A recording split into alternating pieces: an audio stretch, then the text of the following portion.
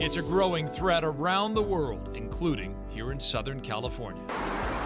China! An alarming spike in hate crimes against Asian Americans. I just think about my grandmother walking on the street by herself because she takes public transportation, and I wonder if someone's going to hurt her. From verbal to physical abuse, the horrific attacks are sparking fear and outrage in the AAPI community. Have no more tears to quench the fire that has started inside of me. I'm angry.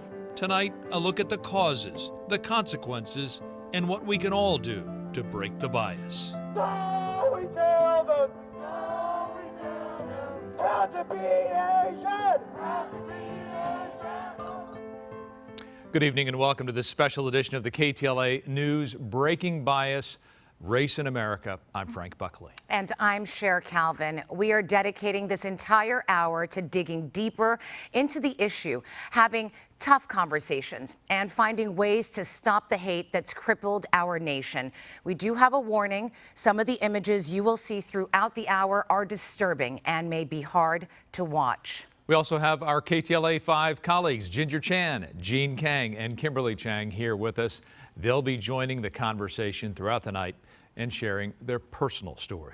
Kimberly will start us off with a look at the increasing hate crimes against Asian Americans and Pacific Islanders here and across the country. Kimberly. Sure, Frank. The number of reported hate incidents against Asians, Asian Americans, and Pacific Islanders this past year has topped 3,800. And for some of the incidents you're about to see, it hasn't been determined if they were acts of hate, but given the rise in violence against AAPI, can't be ruled out. And just a warning again, this may be difficult to watch.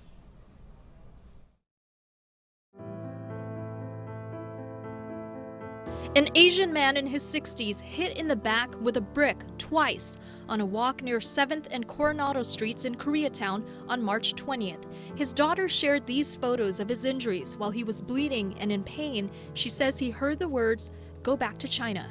In downtown's Little Tokyo district, the Higashi Honganji Buddhist temple was set on fire and vandalized by a man captured on camera back in February.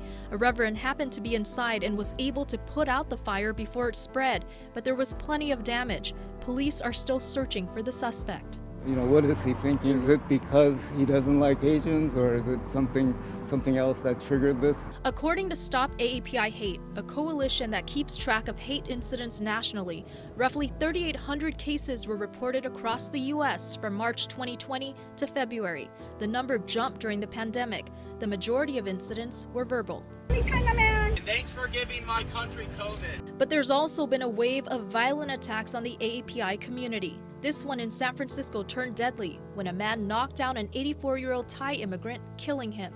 This 91-year-old victim was brutally shoved in Oakland's Chinatown. A victim walking on a sidewalk in Seattle was violently shoved in the face. In New York, a victim is thrown to the ground. This month, a woman was robbed and dragged by a car in San Francisco. Another senior in the Bay Area assaulted from behind and hit while down. And in Atlanta, victims gunned down at massage spas, 6 of them women of Asian descent. Officials haven't called this a hate crime, prompting outcry from the AAPI community. And as an Asian woman, I've been subjected to fetishization. People who say that I'm exotic, or they have yellow fever, or they want to date and try out an Asian woman. So it's not new. Rallies to stop Asian hate are being held frequently as reports continue to come in. In Diamond Bar, a man ran a red light and drove his car through a Stop AAPI hate rally, then yelled, China! China! In Seal Beach, a grieving widow received a hate letter in the mail. It was sent anonymously to her home in the Leisure World retirement community after her husband Byung Choi died. It stated that there was one less Asian. And that my mom should, quote unquote, watch out, and that she better pack her bags and go back to her country. This is our home. They've lived here longer than they ever lived anywhere else. I was born in this country. We created jobs in this country. We pay taxes in this country. We voted in this country. They are attacking us in our businesses, on the street, and our neighbors are attacking us in our homes. People need to know that this hatred against Asians is real, it needs to be spoken out against, and it needs to stop. In Riverside, at least 2 nail salons received hate letters. Go back to your country, you dog eater, you know, virus and all kind of stuff. It's I mean, when I saw that letter, it really like shocked me, and I'm all like, you know, we live in America, like, you know, hateful, beating, saying all racist, all kind of stuff. You don't need to do that. It hurts. It hurts really deep because I'm also a veteran. I served my country, and I'm willing to die for it. To have someone tell me to go home. This is my home. Oh my God. Hong Lee was on the receiving end of this rant, which happened in August at a restaurant in central LA. She says this man screamed racial insults at her because Lee, a married woman, turned him down. Months ago, Lee was hesitant to share the verbal attack publicly, but she's glad she did. Now she's an advocate for hate victims and urges them to speak out. You may not be the only victim. And in my case, there were 5 other victims that recognized the same man from the video. And in order for us to actually put an end to all these acts of hate, we need to speak up. We need to report. And the number that Stop AAPI reported, which was about 3,800 incidents within the past year, the actual number is multiple folds higher because not everybody is reporting. Difficult as that was to watch, Kimberly, thank you for that. And now 2 of the people you just saw in Kimberly's piece. Yes, we are joined by Hong Lee and Claudia Choi. Welcome to both of you. What we just watched together was overwhelming. We thank you for sharing your very personal stories. And what we hope we can do is to help in the healing and in the solutions for our community.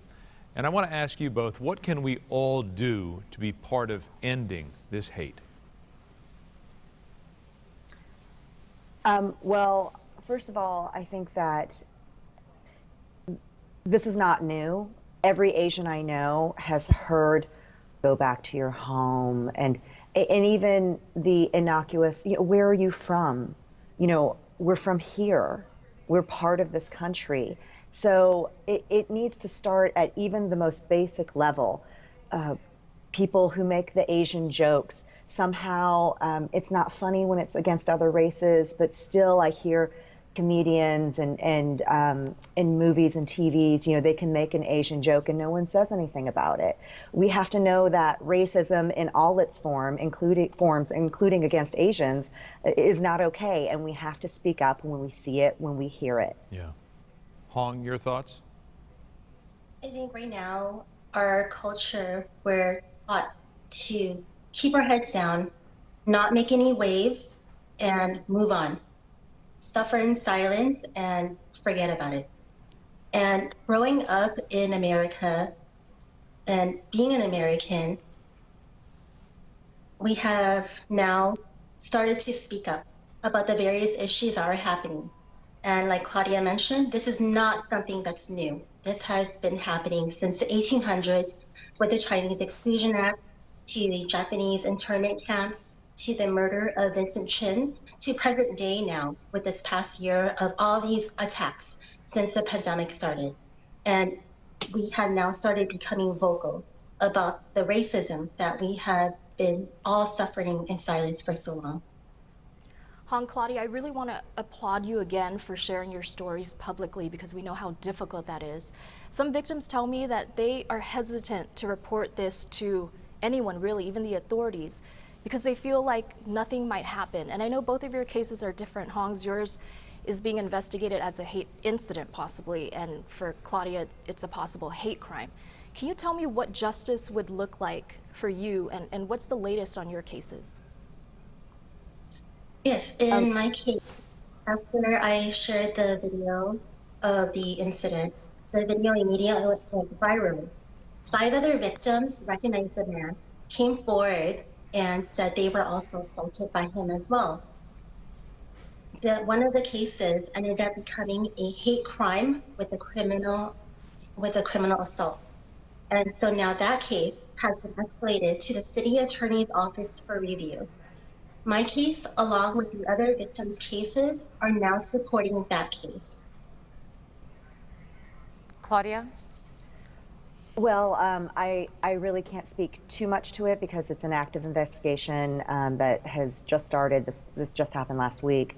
So I'm not going to speak too much to where we are in that. But justice to me would look like this person being outed. They signed this anonymously. They sent it through the U.S. mail. It had a threat in it that is a crime. And because this was in a gated and closed community of seniors, we feel that it came from within this community. Both Leisure World has stated that they would be expelling the person if they were to be unmasked, so to speak. So I really don't think that where seniors move for safety and for community, that there should be this kind of hate crime coming from within. So I do believe that if this person is found, that they should be expelled from the community. Well, Hong, you are involved with several organizations, including LA versus Hate and Stop AAPI Hate, and doing some good work here. We are doing this specifically to raise awareness and also to have that voice to speak out. Hong, tell us about what you are doing. Yes, since my incident, I actually became the ambassador for LA County's LA versus Hate initiative. And the purpose of the initiative is to put an end to all acts of hate. Anytime anyone is either a victim or a witness to an act of hate, they are encouraged to call 211 or go online to laversushate.org to report the incident. After that words, victims will be connected to various resources, including counseling, medical assistance, reimbursement for lost wages, and legal aid, for example. And in my case, counseling was very, very crucial because I had severe PTSD, insomnia, and I was also afraid to go outside afterwards. I am also now partnering with Stop AAPI Hate and reminding people not only to report to LA versus Hate if they live in Los Angeles County, but report to Stop AAPI Hate since they are tracking all incidents that have happened to the AAPI community since the pandemic started. I'm also partnering with Asians American Advancing Justice in order to offer bystander intervention training to anyone that could possibly become a witness to an act of hate. And as of last week, there have been over 20,000 people that have signed up for this free training. Hong, Claudia, Kimberly, thank you so much. Kimberly, for shedding a light on compiling all of those hate incidents together. It really is quite shocking and outrageous to see it all at once. And Hong and Claudia for sharing your stories and giving our community a voice. Thanks to all of you. Thank you. The outrage over the growing number of attacks has prompted many celebrities to use their high-profile platforms to speak up and to speak out on behalf of the Asian American community. Joining us now, actor, author, and activist George Takei and dancer and TV host Cheryl Burke. Hello to both of you. George and Cheryl, thank you for joining us. Just so much raw emotion that we've been seeing from our victims and in Kimberly's piece. But we want to talk about the heaviness in the Asian American and Pacific Islander community. George, first of all, thank you for joining us once again. You have a very unique experience as an actor, an activist, and an author. We know that you were born right here in Los Angeles, but your family was wrongfully forced into an internment camp. That was during World War II. We were not in Japanese internment camps. They were run by the nation of Japan. We are Americans of Japanese ancestry, imprisoned in our own country, in our case, in Arkansas, guarded over by the U.S. military, as you can see, and ordered in prison by the President of the United States. We were in Japanese American internment camps, not Japanese internment camps.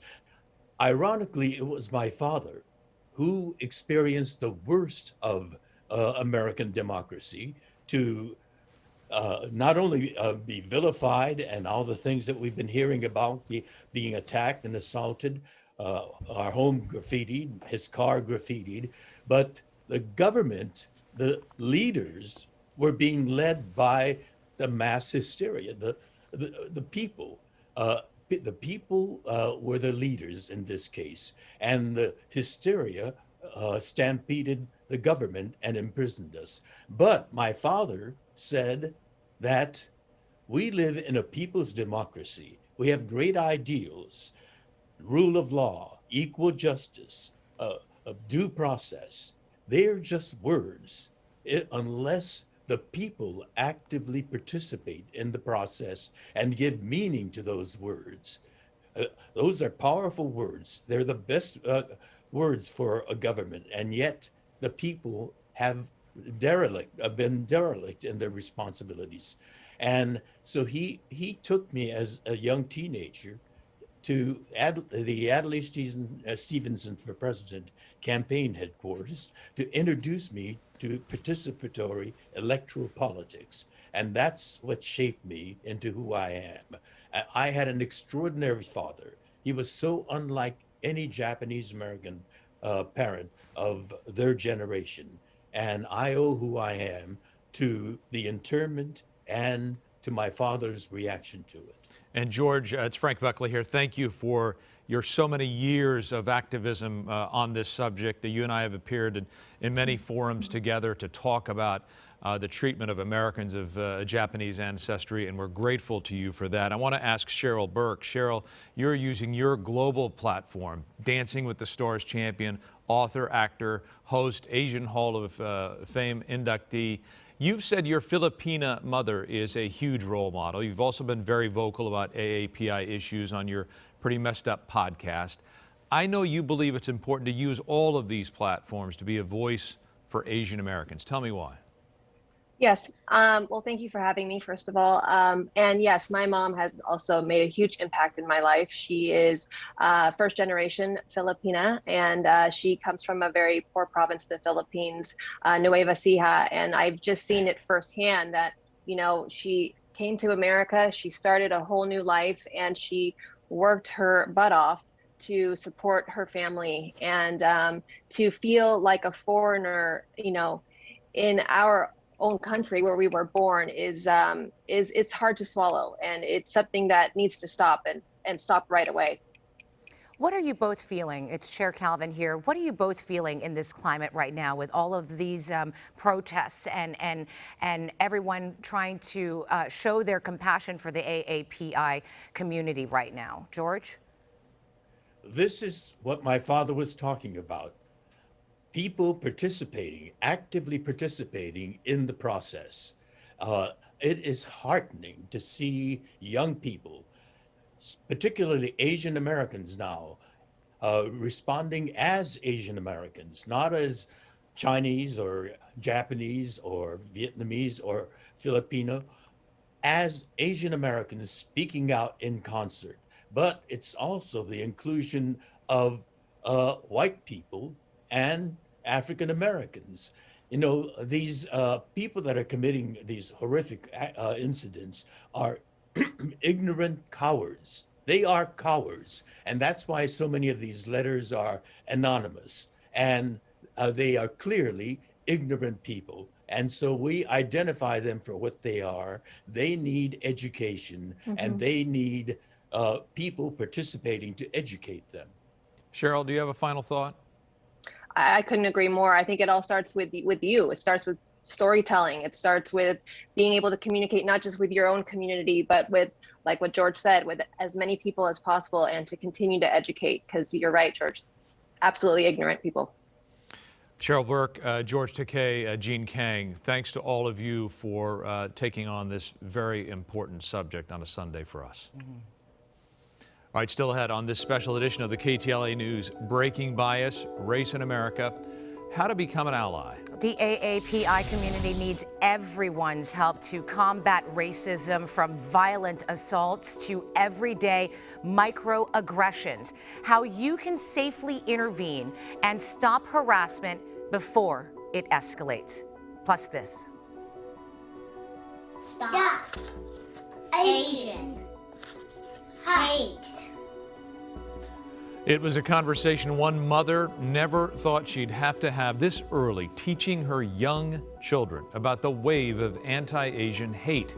We're speaking with an expert on how to have those tough talks with your children.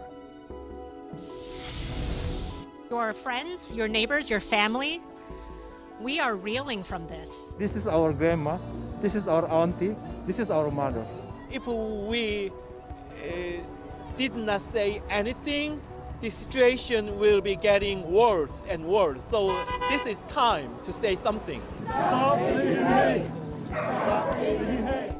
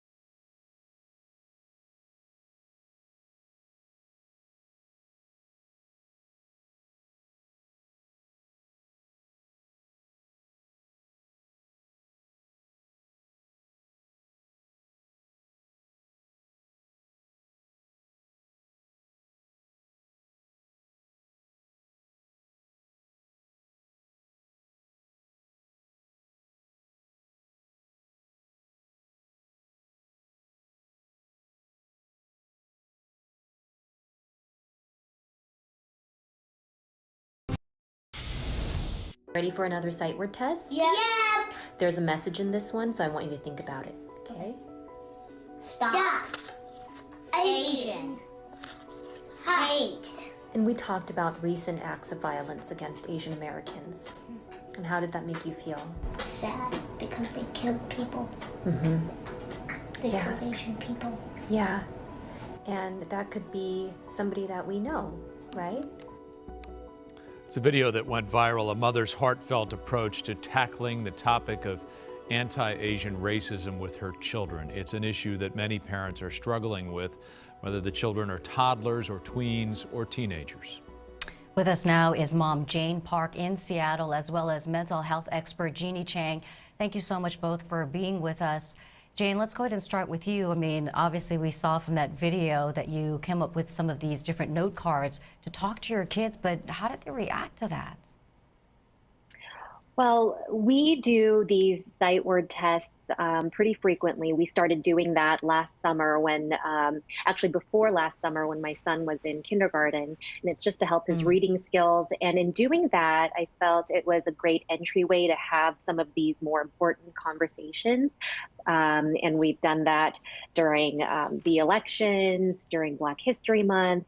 And for me, it was a good way to have a really difficult conversation about what's happening in our Asian American community. Jane, many parents may wonder, when is the right time to start? Your kids are 5 and 7. Why was it important for you to talk to them now? one thing, they were seeing me react to the news that day. And because they're home with me all day, every day during remote school, it's really hard to kind of separate, what's happening in the news from their school environment. And I know they talk about these things at school. And when Bennett, my first grader, was asking me, "What's wrong, mommy?" or "What happened? What are you reading about?" I felt it was the right time to address it. And we had been talking about racism since last summer, and talking about how that shows up in certain ways, what that might look like, whether in the playground, in the classroom, or even just in our greater society. Jeannie, I too have elementary age school children, and it terrifies me to have to think about having this kind of discussion with my kids, because I fear that if I discuss this with them, that it will scare them. But maybe it is a good idea to start opening the conversation up. Yes, I was actually going to share a little bit on my angle that it's really different approaching elementary school kids to middle school and high school and then college. And I'm finding that parents, you really said it very well. I want to say that parents need to figure out how they're feeling before really approaching their kids, if that makes sense. Elementary school kids, from my experience, I'm finding that they'll follow their parents' lead. They'll see what's going on with the parents and be like, hey, and maybe initiate that conversation based on what Jane just shared when she got emotional or when her son saw her reaction. I think it's really important to be honest with how you're feeling to your kids. I'm finding that especially Gen X, if we're looking at certain populations, to be honest, racial trauma is still being unpacked by some of my generation. So the second generation Asian Americans are still struggling quite a bit, and they're parents of young kids, parents of teens. Myself, I have 2 college kids, high school kid, and middle school kids, and I'm still trying to pack my own racial trauma. Yeah. So in my end, I'm really making sure that the parents know what they're experiencing before they really have this conversation. Another thing I'm hearing from you, Jeannie, is to be age appropriate when discussing anything related to racism or especially violence. I mean, we've had racism intertwined with a mass shooting, the Atlanta spa shootings. How do we have that conversation with children in an appropriate way? Well, I'll say again, I think it's really important to not be worried about scaring them. It's important that they hear it from you, because I want to say Jane's kids are 5 and 7. I'd say right around age 6, I have found that kids are super aware of what's going on. So have the conversation, let them hear it from the parents on the way that you want to word it. Be honest without being graphic, if that makes sense. And I think it's super important when we watch these videos, they can be triggering for us. So we want to make sure that we don't necessarily watch them with our kids, if that makes sense, especially when you're younger. Now, the older your kids are, I think you're going to be more real about it. What microaggressions your kids have experienced at school, on college campuses, becomes much more real and personal the older you get. Yeah. The younger you are, I feel like it's a little bit easier in the sense, because again, it's from the parent's experience and not so much of the child. But yes, you're going to have different conversations depending on the age of your kids. Yeah. Well, Jeannie, Jane, and Ginger, thanks to all of you for your insight tonight. Still to come tonight, how to be an ally for the Asian American community, what bystanders could do to stop instances of anti-Asian hate, and what to say to those who don't believe it's a problem. Plus, as the number of violent crimes against Asians spike across America, what can you do to protect yourself and your loved ones if you're ever put in a dangerous situation? We'll have that when Breaking Bias, Race in America returns.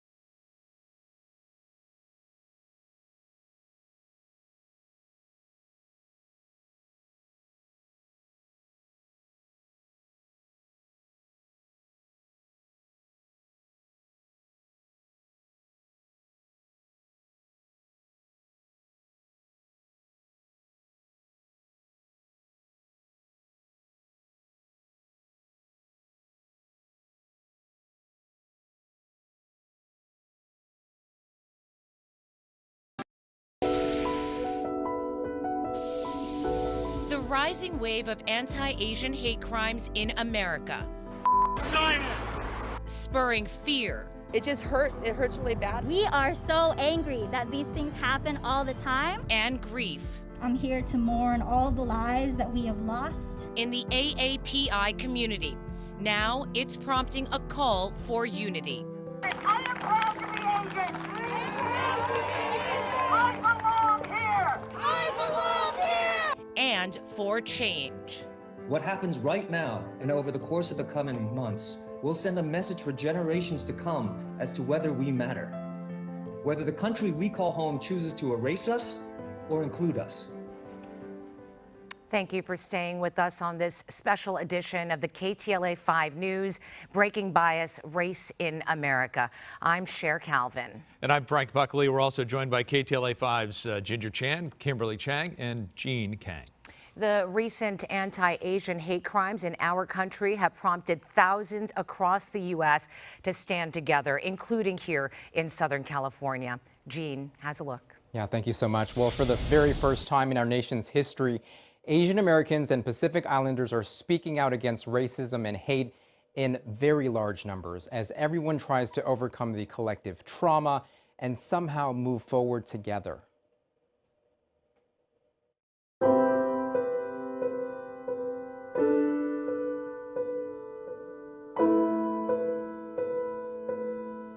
Gathered in grief, our nation mourning the loss of 8 precious lives in the Atlanta mass spa shootings. 6 of them Asian women of Chinese and Korean descent. Hyun Jung Grant, Xiaojie Tan, Sun Chung Park. Many of them loving mothers who sacrificed everything for a better life in America. Vigils and rallies from Garden Grove to Alhambra and Los Angeles, organized by a new generation that refuses to stay silent like Betty Hang. We are all one community that we're grieving, essentially, and we're processing something that is very difficult across the nation. Sadness mixed with outrage. Stop Asian hate! Stop Asian people! After Atlanta authorities said the killer had a bad day. He was pretty much fed up and kind of at the end of his rope, and yesterday was a really bad day for him. And didn't immediately call it a hate crime. Of course it's a hate crime. This is specifically targeting Asian-owned businesses. It was targeting Asian women. When you fetishize Asian women and you hunt them down, it is a hate crime. You want to photograph me? Are you that tough? You want to photograph me? An Asian woman recorded this ugly rant in Tustin. And thanks for giving my country COVID. Asian Americans and Pacific Islanders wrongfully blamed for the pandemic with hateful words like China virus and Kung flu, fueling flames, many ridiculed in public. There was a couple behind me that coughed and then said, "Stay away from her, she has coronavirus." From racist verbal attacks to physical violence.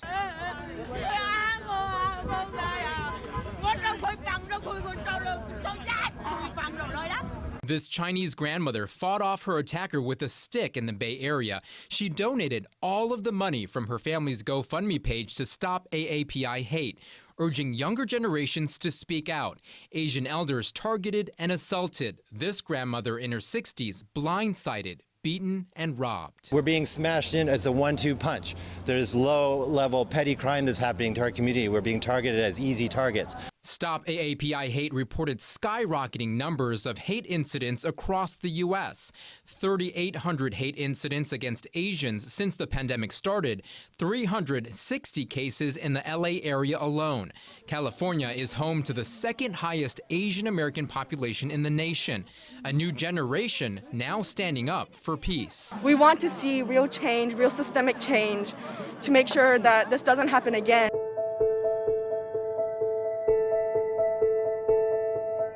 And in the words of the great Dr. Martin Luther King Jr., injustice anywhere is a threat to justice everywhere. Whatever affects one directly affects all indirectly. A call for all people of color and their allies to stop the hate. If you're silent, then that's a problem. The images are heartbreaking. Asian Americans are experiencing different forms of disrespect, from microaggressions to physical violence. And you've probably watched the videos, scrolled through the images, or heard stories from people in your own circle. How do we stop this violence and hate? Where do we start? Joining us now is Manjusha Kulkarni from Stop AAPI Hate and Dax Valdez from the organization Holla Back. Welcome to both of you. Thank you for having me. Hello. Of course. Manjusha, I've been shocked at some of the comments that I've been seeing on social media from people who suggest that Asian Americans have not been suffering through this hate. They don't believe their own eyes. They don't believe the videos and images we've seen and the statistics. What do you say to those people? It's so unfortunate when our communities are not believed. Our website, Stop AAPI Hate, since last March has collected over 3,800 incident reports from all 50 states and the District of Columbia. And these are folks who've experienced that racism and discrimination firsthand. And, you know, we know, too, that from the model minority myth, that too often our communities, our issues are ignored and neglected. And it's, you know, really perceived that we have no issues, that we're doing well in all respects. And that's just simply not true. And we see that in this moment. And, you know, what's particularly sad, too, is that it's, you know, part of a larger problem.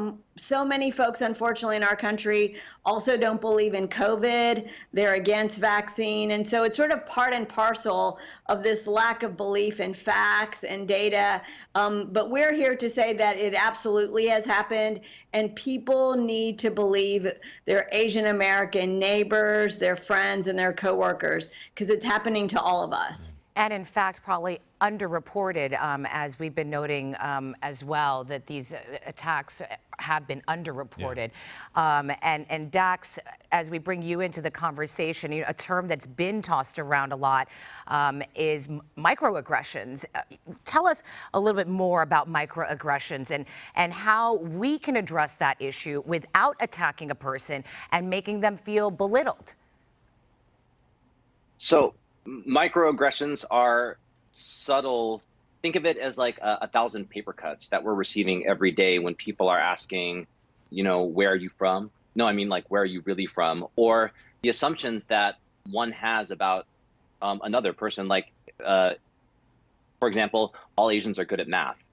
But there are ways to counter those microaggressions. What we do in our training at Holla Back is we're focusing on the people who are receiving harassment, and that's harassment from microaggression level to other things like shaming or humiliation, jokes, and then hopefully it doesn't escalate into verbal assault. But ways to engage with something like a microaggression is you have to figure out everything is a decision, whether or not you want to engage. But if you do, it's asking if you want to engage in that, what makes you think that? Or can you explain what you meant by that statement? Or hey, tell me what was so funny about that joke because it made me feel this way. I feel hurt.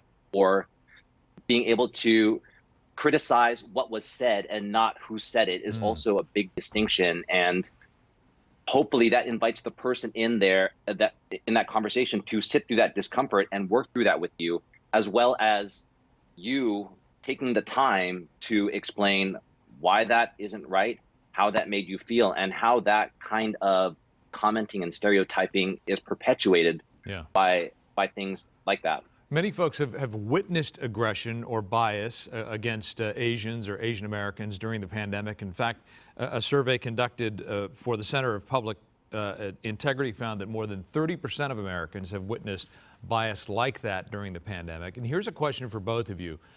If you're a bystander and you witness something like that, how do you safely intervene or help to de-escalate a situation if you witness harassment? Dax, let me start with you. We have our methodology that we call the 5 Ds, and they run from distract, so you're creating a distraction to de-escalate a situation. You can delegate, ask somebody else to help you with that situation, whether they intervene on your behalf or they go get help from somebody else while you try to take care of the person experiencing the harassment. Document, which is taking a photo or a video. delay, which is something that everybody can do, is after the incident is over, you check in with the person who experienced that harm and make an offer of how you can support them. And then direct, which is some version of, hey, stop doing that. So there are multiple ways to make an impact and take care of the person in conflict. Manjusa, I'm going to ask you, do you believe that this is a moment in which a new generation of Asian Americans are coming together politically in a new sort of, I guess, civil rights movement? That's exactly right. I'm so heartened by the rallies that we're seeing across the country, some last weekend, some virtual rallies on Friday, as well as in-person rallies yesterday. I happened to be at one that had over 1,000 people here in Los Angeles. And, with that and social media, we are really seeing an outpouring of support for victims. We're also seeing, individuals really galvanized. And I think this is the moment, like so many others in the past, I want to point to the resistance. Our communities did resist after the Chinese Exclusion Act, during the Japanese American internment. And so this is another moment where we can come together and urge our lawmakers to take action. I think it's incumbent on each and every one of us to ask our city council members to do something, our state legislators, and members of Congress, because this is the time. We can't wait days, we can't wait weeks, because this is happening to so many of us around the country. Well, Manjusa and Dax, we can't thank you enough for everything that you're doing, your organizations are doing to shed light on this very important issue and also to give people tools with which to act. Thank you very much. Thank you. Coming up, we've seen it happen time and again in recent months. An act of hate turns into an act of physical violence. But how do you avoid becoming a target? Or what can you do to protect yourself if you find yourself in a confrontation? We are speaking with LAPD Deputy Chief Blake Chow to find out. Next. We are not getting our voices heard. In today's world, they think we caused the coronavirus. They think, we're dangerous. What's the difference between me and you? What constitutes an American to you Americans? This is an American problem, and as an American, it's incumbent on me to speak out. There is a lot of frustration and fire to unite together.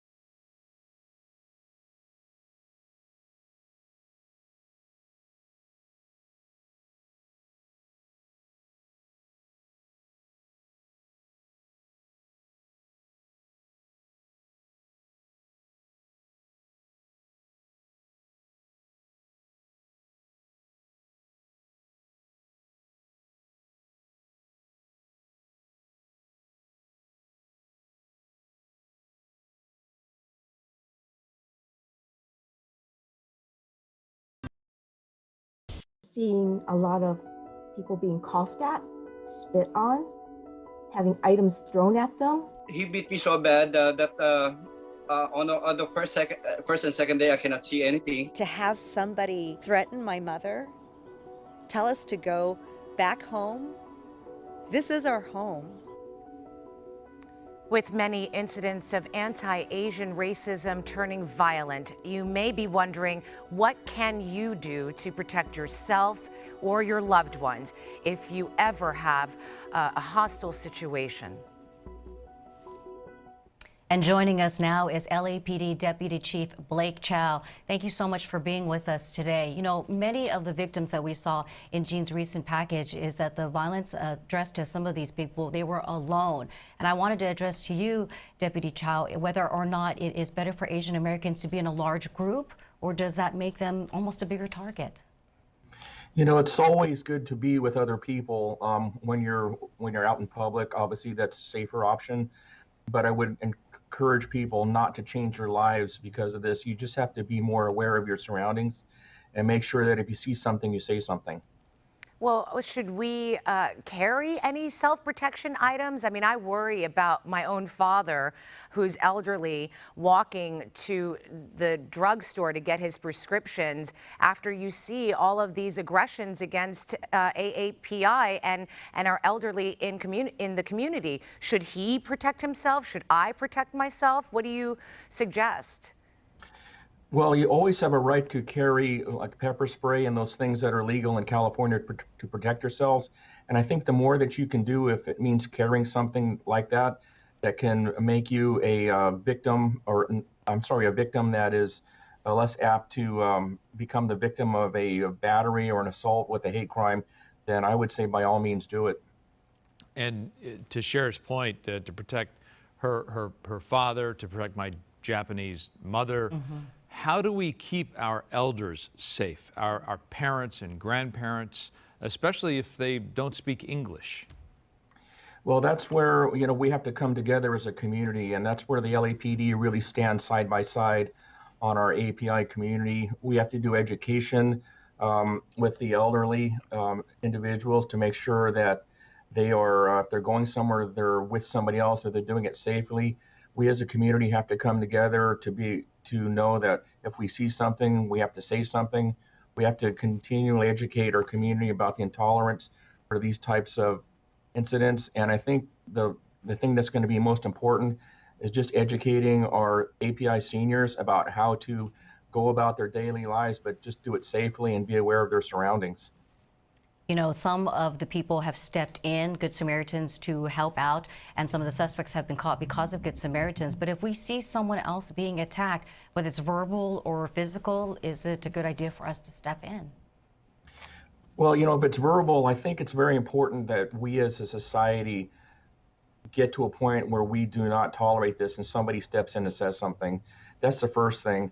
Obviously, if somebody's witnessing an attack like a battery or an aggravated assault, that's a very dangerous situation. So I wouldn't recommend somebody step in if they feel that they can't do it safely. But what we need is for people to really call 911, be a good witness, make sure that you're getting the description of the suspect, that you possibly have video where you can record it and give that to the police officers, get license plate numbers, let the police officers get there and actually, you know, defuse that situation. If we have a suspect that's identified and, you know, we can prove the hate element, we can go ahead with the prosecution. We're really glad to have you on our show, Breaking Bias, Deputy Chief Chow, and for being part of spearheading this movement and speaking out with your support for the AAPI community. Thank you so much. Thank you for having me. Thanks, Chief, and thanks, Ginger. We're back in a moment with continuing special coverage of Breaking Bias, Race in America. Too many Asian Americans have been walking up and down the streets and worrying, waking up each morning the past year feeling their safety and the safety of their loved ones are at stake. This is about how we treat people with dignity and respect.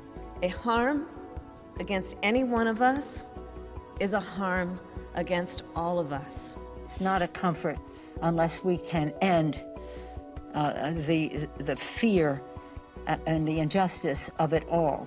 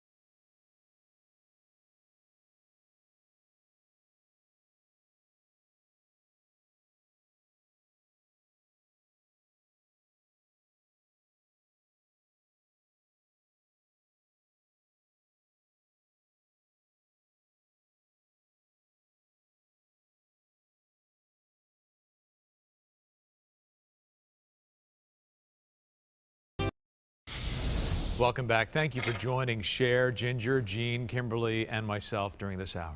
And we do want to share a little bit about our experiences as Asian Americans and why breaking bias is so important to us. This is extremely meaningful to me, my family, and of course the AAPI community, because for so long we are told not to say anything, not to rock the boat when you are attacked, whether it is being called a racial slur, which I have been called as well. I am Filipino American, or as some of the people in my community say, I am American Filipino. And I want our community to understand that we are standing by them and that this is our way of showing our support. I grew up experiencing pretty much every single kind of racism that you could possibly imagine, and the fear to have to talk about it and have a conversation with my children terrifies me. But this has given us the opportunity to be strong and to be able to do that. And I want to thank the companies, the celebrities, and all the people, the Good Samaritans, who support us and have helped us put away and find those people who have assaulted the people in our community. And I want to thank those people. Yeah, I don't know about you, but I've been holding back the tears and holding my breath. I'm Korean American, and I've been thinking about my parents in their 70s in Chicago. Will they be assaulted? I'm constantly checking on them. But our parents have been really the victims of this. And I know when I was much younger, all of this starts to come up, but we had racial slurs painted on our house, spray painted on our garage, our mailbox knocked over. So, you know, this is a collective trauma, but I feel as though if we think locally and act globally, we're going to be able to get through all of this trauma together. And I just want to wrap up with this from Daisaku Keita. It says, reality is harsh, it can be cruel and ugly. What is important is not to be defeated, to forge ahead bravely. And if we do this, a path will open before us. So I feel like we have to be strong in this moment for everyone. This is hard, you guys. So My parents came to the U.S. as refugees from Cambodia after surviving the genocide, and I was born here. They did everything to give us a better life. I watched them work so hard, 363 days every year for that better life. So I've experienced all the things that you have, the racial slurs, the gestures, and I just hope that we can have better for our future generation, that the younger people who may experience this, that they don't let it define them, and that they know that there are others who are in the same boat, and we can continue to share these stories. Kimberly, thank you. I like to joke with Japanese friends that Buckley isn't a traditional Japanese name, but my mother is Japanese. My late father was Caucasian. I'm proud of my heritage, but people always ask me, what are you, when I was growing up? And while that confused me as a child, as a grown man, my answer is, I'm a human being whose mother's Japanese and whose father was Caucasian. And I hope that what people will take away from our program tonight is that when you strip away words like Asian American or Asian or Caucasian, what you're left with is human being. And I hope that people will see that these acts of hate are being perpetrated on our fellow human beings, and that we can better treat our fellow human beings with the respect and dignity that they deserve. And maybe we've gained a few allies on that quest during our program. Thanks for joining us for this special edition of the KTLA News Breaking Bias, Race in America. I'm Frank Buckley. And I'm Cher Calvin. We want to thank all of you and all of our guests for participating in our panel. Of course, we only have 1 hour here, but the conversation continues online. And these are just some of the resources that we have listed on our website, ktla.com. Also there, more stories and information on how you can help break bias and end racial injustice. Thanks very much for joining us. Good night.